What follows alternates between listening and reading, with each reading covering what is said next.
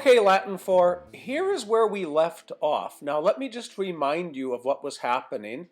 In our story, Juno has come to this hollow, floating mountain island thing where Aeolus, the king of the winds, is in charge of the winds. He has the power to control them so that the entire world is not destroyed by the winds. And so Juno, she kind of liked to use these winds to destroy Aeneas. And so she now addresses him. Eole. She uses the vocative form. Remember, when you have an E, it is the form when you address someone whose name or title ends with a US. So, Eole, namque tibi divum pater atque hominum rex, et mulcere dedit fluctus, et tolere vento. Aeolus, in as much as, namque means in as much as. And by the way, if you weren't previously aware of it, this actually is one word in English, in as much as, and it's spelled like that.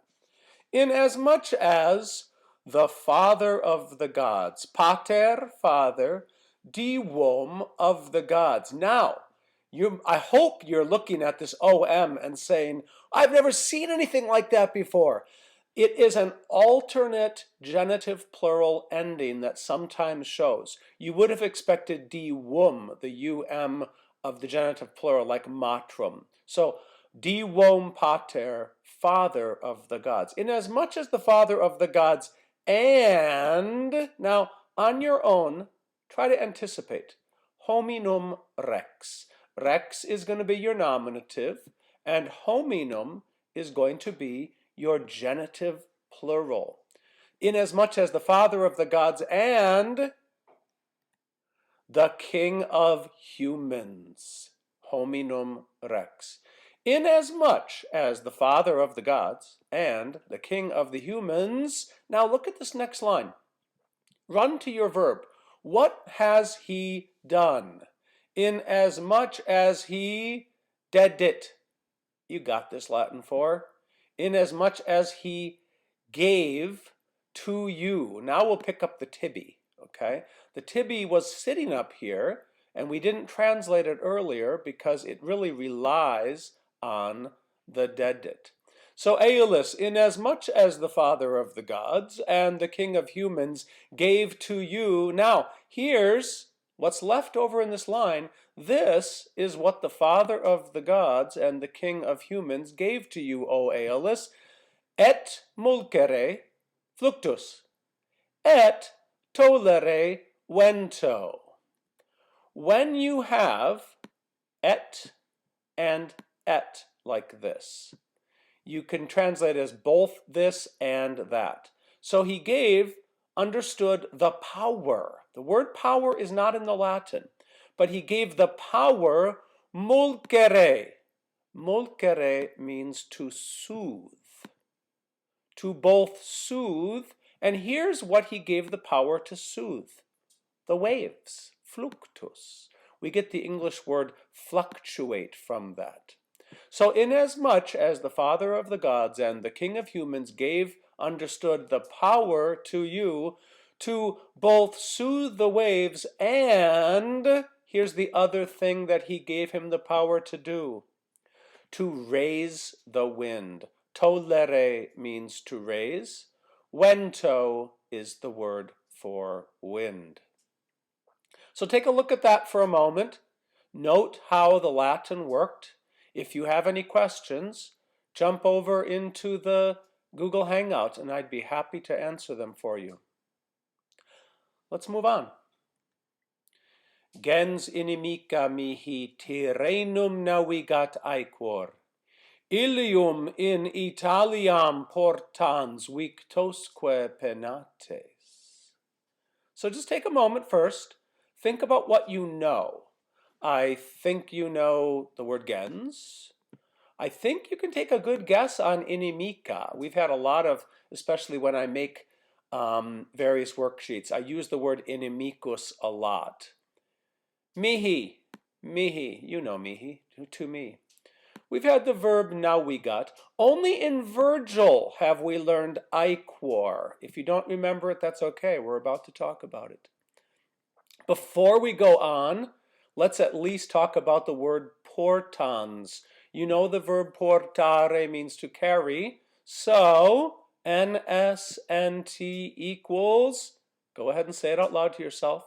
That's right, ing. So portans must mean carrying. Okay, let's dig into the passage.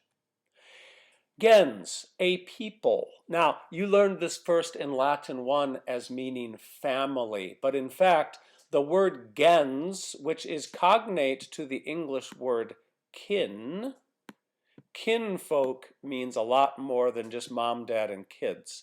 Kinfolk means like all of your extended relatives, and that's really what gens means. It's the entire extended family. And so here translated as a people.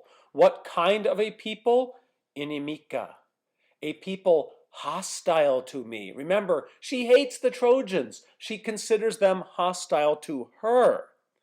A people hostile to me. What are they doing? Now we got. Sails. And then here's what they're sailing. Tirenum and Iquor together. Iquor, remember we've learned it means basically just like a big flat thing, and like the big flat thing that most people see is the sea, and so it means sea. And this is the adjective describing which particular sea.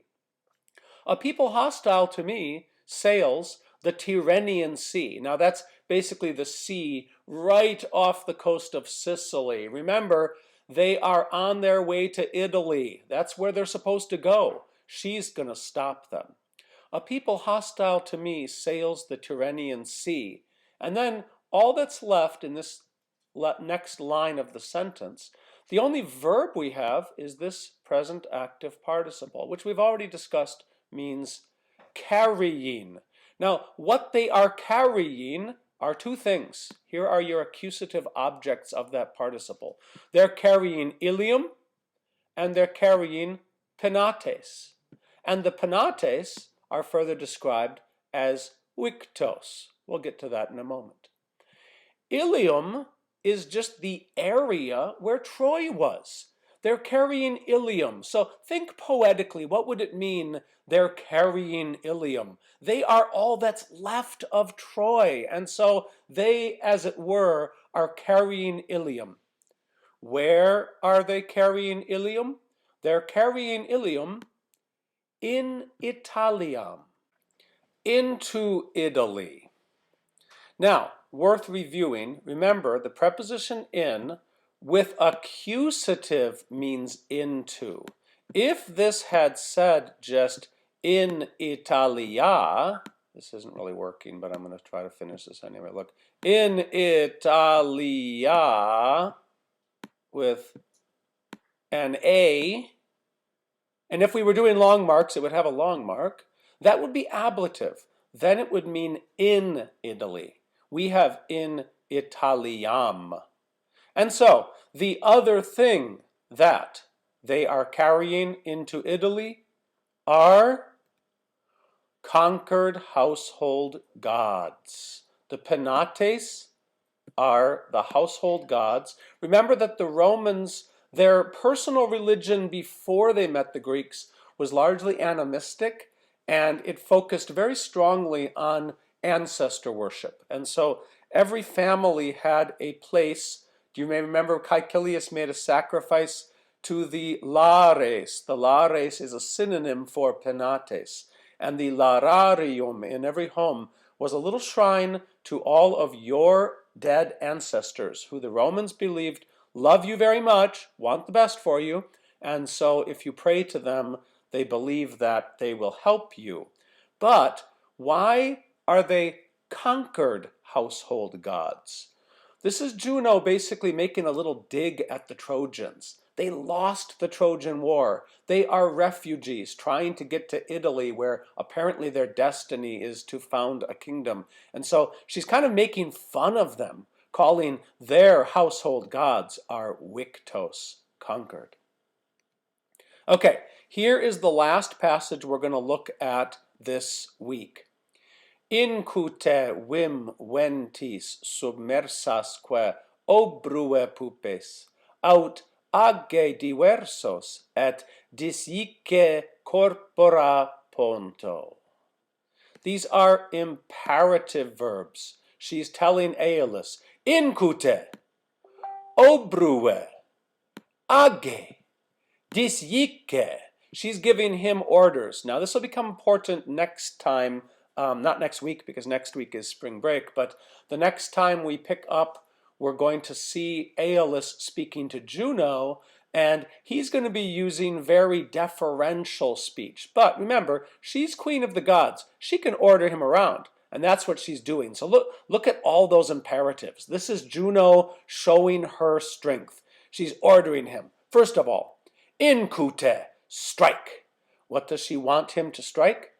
Whim, power. Strike power.